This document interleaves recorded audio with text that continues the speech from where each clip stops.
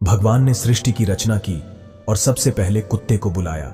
उन्होंने कुत्ते से कहा, तुम्हारा काम होगा दरवाजे पर बैठकर घर की रखवाली करना और अपनी वफादारी दिखाना।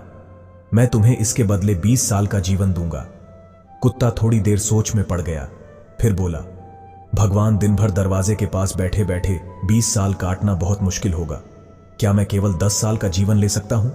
भगवान मुस्कुराए और बोले, ठीक है, तुम्हारी बात मान ली। इसके बाद भगवान ने बंदर को बुलाया और उससे कहा, तुम्हें 20 साल तक लोगों का मनोरंजन करना है। पेड़ों पर उछल कूद करना और करतब दिखाना यह तुम्हारा काम होगा। बंदर ने तुरंत जवाब दिया, भगवान, 20 साल करतब दिखाते हुए तो बहुत थक जाऊंगा, मुझे सिर्फ 10 साल ही काफी हैं। भगवान फिर से सहमत हो गए और बोले, जैसी तुम्हारी मर्जी। फिर भगवान ने गाय को बनाया और उससे कहा, तुम्हें 60 साल तक खेतों में मेहनत करनी होगी, किसानों के लिए दूध देना होगा और उनके परिवार को पालना होगा।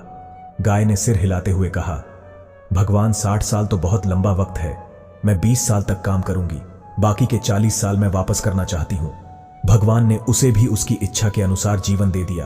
अंत में भगवान ने इंसान को बनाया और उससे कहा, तुम 20 साल तक खाओ, पियो, खेलो, मस्ती करो और अपना जीवन जियो। इंसान यह सुनकर थोड़ा चिंतित हो गया और बोला, भगवान, सिर्फ 20 साल, इतने कम समय में तो जीवन का आनंद लेना मुश्किल होगा। क्या आप मुझे गाय के 40 साल, बंदर के 10 साल और कुत्ते के 10 साल भी दे सकते हैं? भगवान हंसे और बोले, ठीक है इंसान, जैसा तुम चाहो वैसा ही होगा। और इसलिए इंसान के पहले 20 साल तो मौज मस्ती में गुजरते हैं, खाना, सोना और खेलना। फिर अगले 40 साल वो गाय की तरह कठिन परिश्रम करता है, अपने परिवार की जिम्मेदारी उठाता है।